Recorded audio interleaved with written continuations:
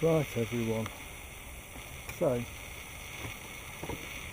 at Sky we do the PSCO courses, but also I thought I'd show you that we actually work with kit as well. So we don't sell kit as such, so if you come to us and go, we want to buy this, you can't buy it from us. So this is from our real world experiences on flying drones in the UK. So we have a little box. What's in the box? Now, forgive me, I've got an Osmo with me. I'm not a cameraman, but yeah, so here we have the Osmo and a box. Right, in the box we have, it's an eBee. Now, this eBee has been flown, so it's not as good a nick as a new one. But, having flown it from new before, I can tell you what they're like. So, this one though is the SQ. So this is the agriculture one. This is the main body. You'll note plastic undershield's starting to get a little bit cracked because of hard landings. I'll touch on that. There's the Sequoia camera in there. Then we've got our mounting for the prop. The good thing about the eBees and their props though, when you come into land, it doesn't break props because it tends to they've got laggy bands, so you just replace laggy bands every now and then. 2 on, if one breaks, one's to keep it there. You get 10 with it, I believe. You can buy more. Sunshine sensor for the Sequoia. Sequoia sensor is actually here, gets its airflow from underneath. And then we've got our battery compartment. There's actually a battery in it. This one's actually just ready to go. So that's the eBee. Careful to put it down there. These are the wings. So the wings, it's just a flying wing basically. That's all it is a flying wing. Nothing more. Oh, because trying to do something one-handed. I need to get a cameraman. Right, hang on a sec. There we go. I have to do it the easy way. There you go. That's one wing on. That's how you do it. Do it like that. Check out my sunglasses. It's 1.2 meters wide. It weighs about 1.4 kilos, and my Osmo is now just going to annoy me. Won't do what I want. Right, let's do that. So you've got 2 little carbon rods that push in. So they push in like this, and then you line up the servo there. And all you have to do is give it a little. Now I was going to give it a push then when I shouldn't do. Line it up, he says. Line it up. And give it a click. No, let's look at this again. Here we go. Come on. There we go. Well good. He says this is going. There we go. It's gone in. It's clicked in. And that's it. Just that little bit there. A little bit of plastic. Things to watch out for. Props. Motor mount can come a bit at times. Now, danger prop. So, how you launch this is you pick it up. You upload the mission from the computer. So when you're ready, the computer that's there, that uploads the mission to this. You get a green light on top. What you do is you give it 3 shakes. You go 1, 2, 3. The motor will start right in front of you. Now, everyone goes, oh, you should wear a high vis when you're flying a drone. Do not wear a high vis if you're flying one of these. Okay, it's my advice.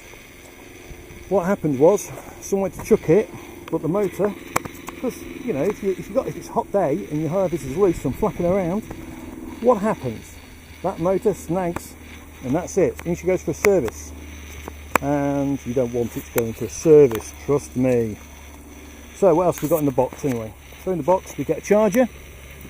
Don't take this the wrong way. It's Sensefly chargers. Crap. Like I said, don't take it the wrong way. You could do better considering you selling a £7.5 bit of kit. Got USB leads, we've got the modem, so the modem, USB modem, USB input. Watch out for these. I'll cover later why Windows 10 will screw you over occasionally. So we'll put that back in there. We've got calibration board, very important. Before you take off, you take this out of this little packaging. So the Sequoia calibrates. So if you come back, these are the green, reds, near infrared and red edge calibration board, put it on the floor, take your photos, then you throw it in the air. Flight time 45 to 50 minutes depending upon the weather, and I'd say don't fly anything over maybe 15. I know some people do, but for me, if you want good data, don't. Let me just slide this calibration board back in its little folder. Oh, some things are just meant to be tricky.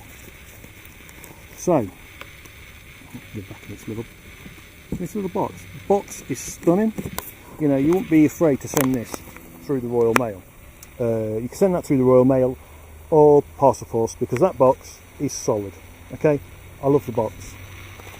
So onto our little foam wing friend, the eBee. Oh, hang on a sec, got an idea. Drop that down like that. So here's our eBee sitting on the box. So it's got it's modem antenna, so this talks to the laptop. This is a indicating light, also wind speed sensor for it. So this is blue, but it'll go green once it's ready to fly and the mission's been accepted and you've done everything correctly. And as I said, there's Sequoia cameras in there, USB port there to get your mission files. The front end batteries. Now, LiPo batteries.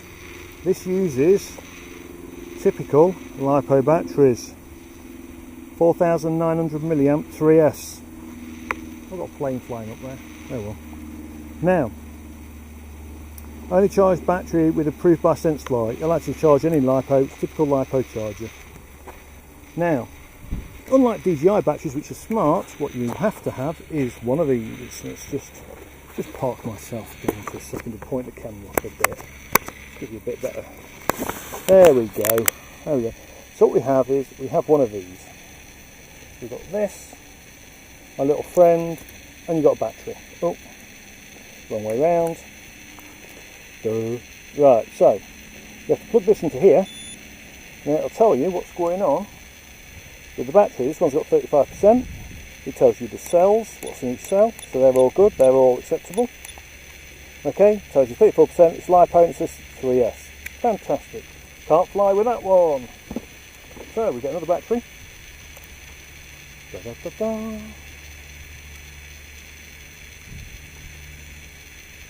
This one says, oh, it says, plugging it in, plugging it out again. Bad cameraman. So this is 98%, 12.4 volts. All my cells, just checking they look good. One's a little bit down, but we're not worried. At 173 I'm not worried. And that's that, and you check. And then you've got battery number. If you want to put one on it, you might call it 1D, you might call it 1, 2, 3, 4. You can also do the method where you put this on the back and then you cross. If you do a half cross, so if you do a diagonal one, you can say I used it once and then 100 charges, bin it. But you only get 50 if you do it like that. But I would say do halves, and then when you get to 50, you know you've done twice, you've done 100. Top tip. Now, my little friend over here. So, it's 7.5K. It doesn't carry any other camera other than the Sequoia. It's only good for agriculture, but it does do it quite well. Just don't like the landings. Okay? And when you send it for service, it's £1,000. I mean, it's just a few bits of foam. And then we set the flight controller count down for you. I think about 120 hours it starts moaning.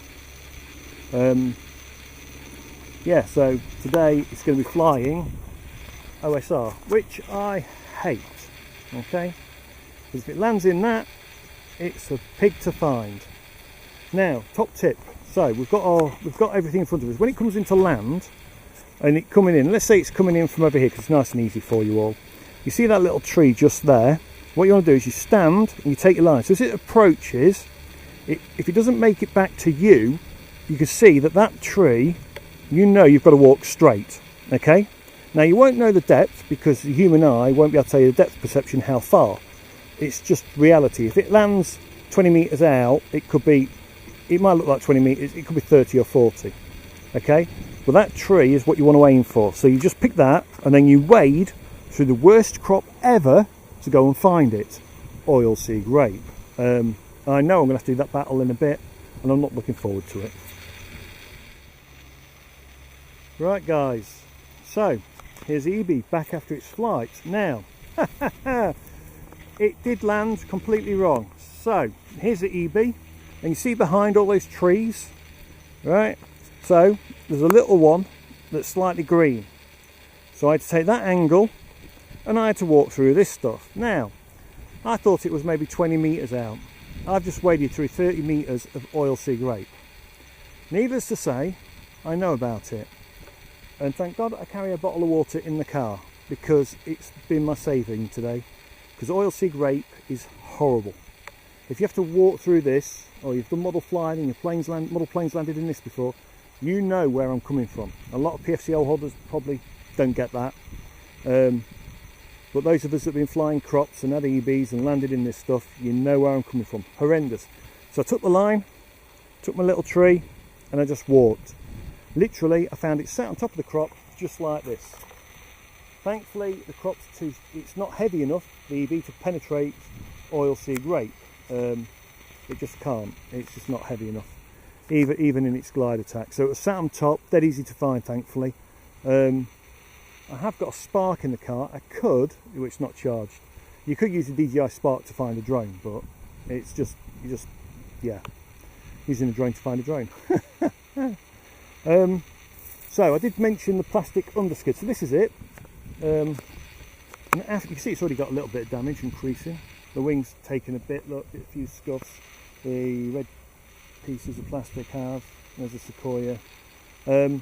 So after about 100 flights, they tend just to get battered and damaged, and you know, it's nice, simple to use. You know, if you said how easy is it to use, simple, it's great. I'm going to give it a solid 8. You know, just for ease of use, it's a solid 8. Bits I don't like is, what don't I like about it? The servicing cost, £1,000.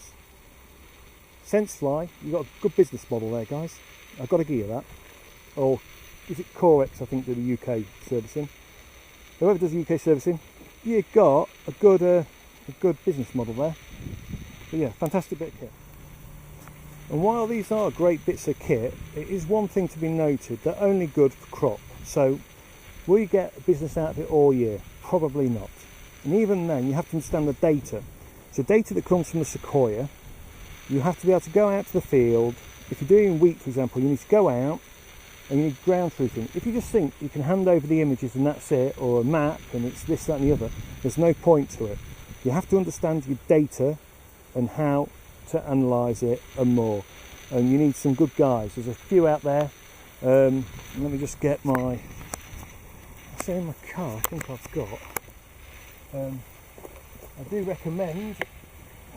recommend Hovercam, and Tony at Hovercam, he knows he understands the processing side of this kind of stuff. There are a couple of crop companies, Hummingbird Technologies, they do this. They have pilots like me come out, fly their kit, and they do the data analysis for farmers as well. They offer that service in the UK. So yeah, but it is about interpreting the data. Thankfully, not my job. My job is a remote pilot to come out, make sure it's flown safely and correctly, and I follow the rules, okay? And that's what I've done today. And I've got East Midlands Airport a few miles, well, it's more than a few, about 10 miles over there. So, but yeah, you know, we've flown today, no issues, all within the rules. You know, it's all anti-drone, but no, absolutely spot on today. And that's it, eBee.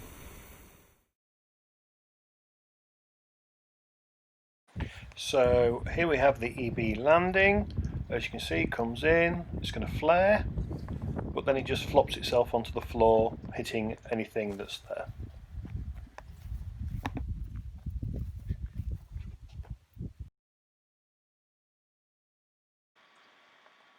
eBee AG waiting to land. eBee AG, could I recommend one? No, it only does crop monitoring, one job, one camera, and self-destroying with £1,000 service at 120 hours. No. was actually quite good for an eBee AG.